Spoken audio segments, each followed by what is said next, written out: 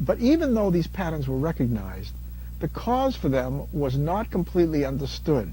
But it turned out that the key to determining why this pattern existed came from an experiment which we showed you earlier, in which when electricity is placed in water, the water breaks down into its elemental constituents of oxygen and hydrogen, oxygen forming on the positive electrode and hydrogen forming on the negative electrode. And the man responsible for coining the terms positive and negative to identify the different types of electric fields was Benjamin Franklin.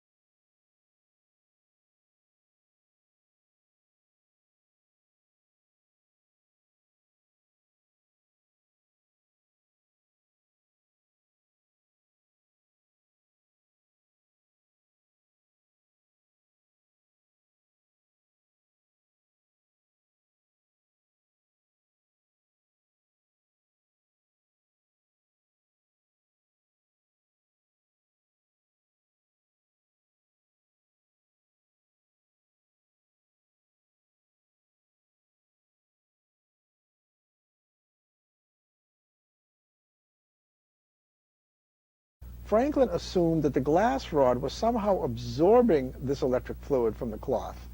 And so he called the charge on the glass rod positive. And he assumed that the rubber rod was losing fluid to the cloth, and so he called it negative.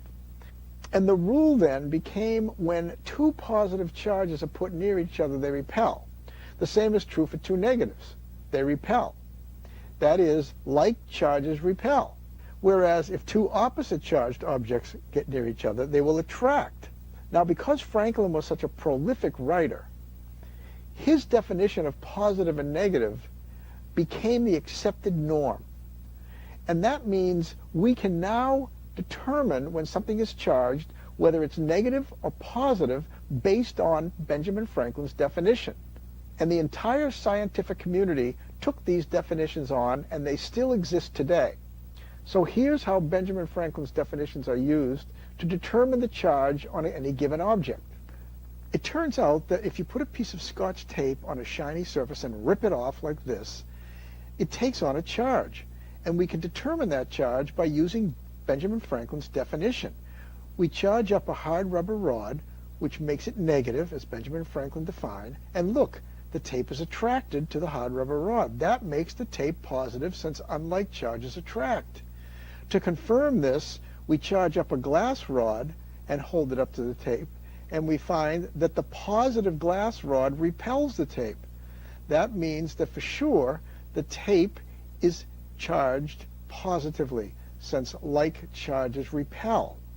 Now, if we take a piece of styrofoam and rub it, we find that the styrofoam takes on a negative charge. Don't forget, the tape is positive and attracts to the styrofoam, so the styrofoam is negative.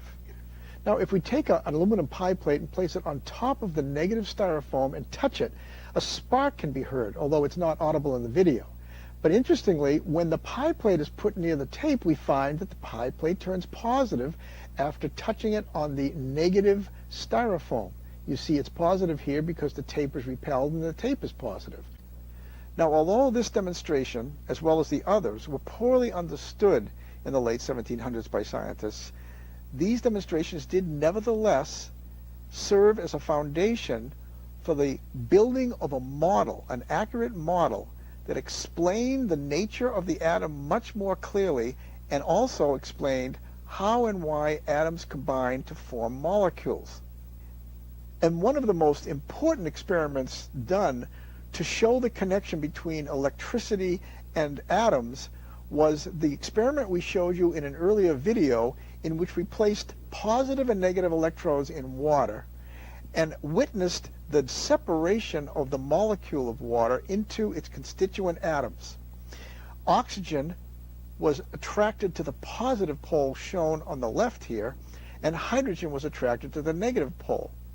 That implied to scientists that oxygen must have a negative charge since it was attracted to positive, and hydrogen must have a positive charge since it was attracted to the negative pole. This gave chemists the idea that elements had to be either negative or positive in order to attract one another to form molecules. In fact, after the periodic table was discovered, or invented, depending on your point of view, it was noticed that elements on the extreme left-hand side of the chart always tended to be positive when they formed molecules, while those on the right-hand side, excluding the last column of inert gases, those on the right-hand side always tended to be negative when they formed molecules. Now, this idea had a huge element of truth to it, but a lot of details were missing. And those details were not uncovered until 1900, when this man, J.J. Thomson, discovered the source for the negative charge in atoms. And he called that source the electron.